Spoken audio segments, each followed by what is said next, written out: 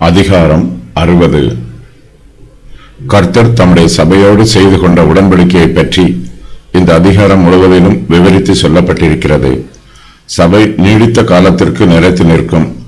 கர்த்தருடைய வாக்கு தத்தத்தின்படி இந்த உலகத்தின் முடிவு பரியந்தமும் கர்த்தருடைய சபை நிலைத்து நிற்கும். கர்த்தருடைய சபையானது பூமியின் எல்லா பாகங்களிலும் விரிந்து பரவும், வளர்ச்சி பெறும். கர்த்தர் தம்முடைய சபையை குறித்து இந்த அதிகாரத்தில் ஏராளமான வாக்குத்தத்தங்களை சொல்லுகிறார். சபை எழும்பி பிரகாசிக்கும்.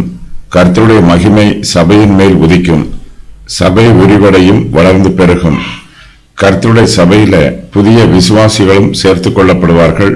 அவர்கள் சபைக்கு பிரயோஜனமுள்ள ஊழியங்களை செய்வார்கள்.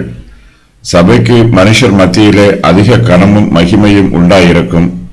சபைக்கு சமாதானமும் ஜெயமும் உண்டாயிருக்கும். சபையார் எல்லோரும் நீதி உள்ளவர்களாய் இருப்பார்கள்.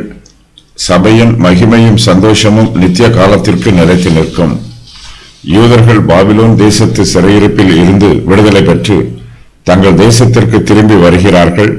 அவர்கள் தங்கள் தேசத்திலே சமாதானமாயும் ஆசீர்வாதமாயும் செழிப்பாயும் குடியிருப்பார்கள்.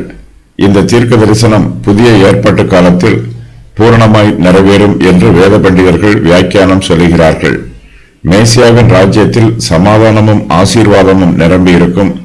கிறிஸ்துவின் சபையில் பிரஜாதியாரும் சேர்த்துக் கொள்ளப்படுவார்கள். இதனால் சபை வளர்ந்து பெருகும். இயேசு கிறிஸ்துவின் மூலமாய் விசுவாசிகளுக்கு பரலோகத்தின் மகிமை ஆவிக்குரிய ஆசீர்வாதமாக அருளப்படும்.